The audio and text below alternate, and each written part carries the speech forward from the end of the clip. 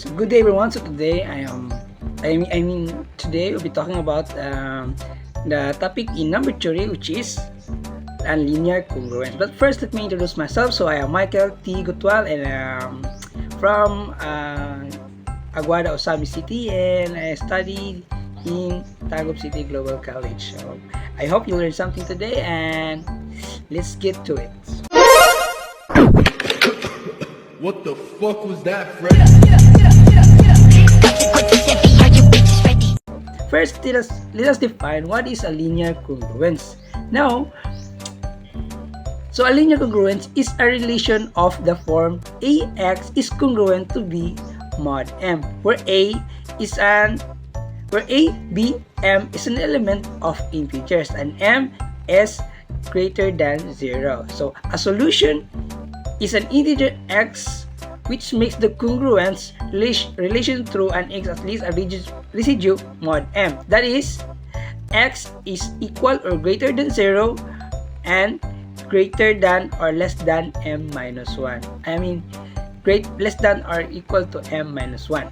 Now, there are lemmas in taking up linear congruence. So first, what is lemmas? So lemmas in a mathematical is a minor proving statement. So it's a step, in other words, it's a stepping stone for a theorem. Now, here it is stated that if A and M does not divide B, then AX is congruent to B mod M is not, or it has no solutions. Now, we have here the example. Now, let's consider 2x is congruent to 1 mod 12. Now, 2x, if you notice, the 2x is even for all integers.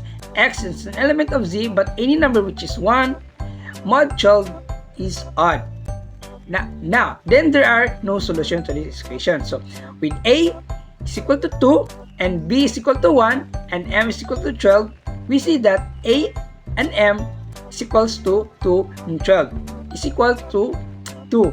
So, A and M is equal to 2, does not divide 1. So, equals B. And by lemma 5.1, we see that again that 2x is congruent to 1 mod 12 and it has no solution. Now, also, so in taking up, so we have a 5.1 and lemmas 5.1. Now, we have 5.2 lemmas. So here, if it states there that if A and M is equal to 1, then AX is congruent to B mod M has exactly one solution. Now, so again, if A and M is equal to 1, then it has one solution, exactly one solution. Now, we have here an example. Now, to solve, now we have to give an example. So, for example, 4x is congruent to 1 mod 15. Now, can be equivalently consider the equation 4x is congruent to 16 mod 15, which has the unique solution. So x is equals to 4. The uniqueness follows from lemma 5.2. Alright, so now let's have an example. Now here we have the example. Now we are asked the example on how to solve a linear congruence. So now here Now here, we have the example 5x is congruent to 7 mod 8. Now here, we are going to find the greatest common divisor first. Now, if we have the common divisor first, so we have the 1. So, the GCD for 5 and 8, so they are co-prime with each other.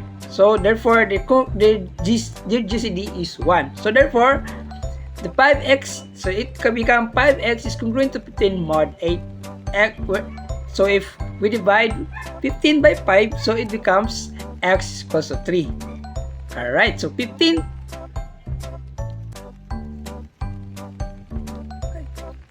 Alright, so that's it. So so here, our value for x there is, so the value for x is number 3. Now, let's have another examples. Now, here, solve 8x congruent to 1 mod 15. Now, if you notice, 8 and 15 are co-prime, therefore, their GCD is 1. Now, 8x is congruent to 16 mod 15. The value for x there is 2 because 8 divide 16 divided 8 is 2. So the value for x there is 2. So we can simply substitute the value of 2 there. Alright, so now, so 8x, so if substitute the value, so 8x, so 2 times 8 times 2 is 16, and 16 mod 15 is 1. So therefore, 1 is congruent to 1 mod 15. Alright, so now, let's have another lemma. So again, lemmas are the stepping stone to becoming a theorem. So here, the lemma stated that let D is equal to A and M if D divides B. Excuse me, so D, then AX is congruent to B mod M. So, has exactly a D solutions. So, alright, so here, we have an example. So, for example, with x is congruent to 15 mod 3. Now, we have a and m is equal to 6 and 33 equals 3. So, with c is equal to 3, so we have 2x is congruent to 5 mod 11. Now, here, we get 2x is congruent to 5. So, again, 5 is congruent to 5 plus 11 is congruent to 16 mod 11. So, and so, x is equals to 8. So, is the solution. So, x is equals to 8, wherein 8 is the solution to this equation. Now, all values of x which satisfy these equations are of the form x is congruent mod 11. So, the solutions to the original equation which take modulo 33, x 33, 6x is congruent to 15. Now, since we have stated the lemma 5.1, so the lemma 5.1 will become a theorem. So it's a stepping stone in becoming a theorem. So here, there's the theorem 5.1. So it states that the linear congruence AX is congruent to B mod M has no solutions if A and M does not divide B. So again, if does not divide, so it has no solution. So if A and M, so if A and M divides B, then there are exactly A and M solutions. Now, I have here an exercises for you to construct a congruence modulo 12. So here you can practice it in your home and research about on how to solve a linear congruence. Now, again, let's have a recap on what we have talked about. Now, so linear congruence, again, so linear congruence is the form AX is congruent to B mod M. So where A, B, and M is an element of integers. That's, you should always remember that. So so AX is congruent to B mod M, and M is greater than 0. So a solution is an integer x, which makes the congruence relation true, and x at least a residue mod M that is 0. X is greater than or equal to 0, where x is less than or equal to m minus 1. So that's, so we have here again lemmas are the proven statement in taking up studied in linear congruence. So first yeah, that's it.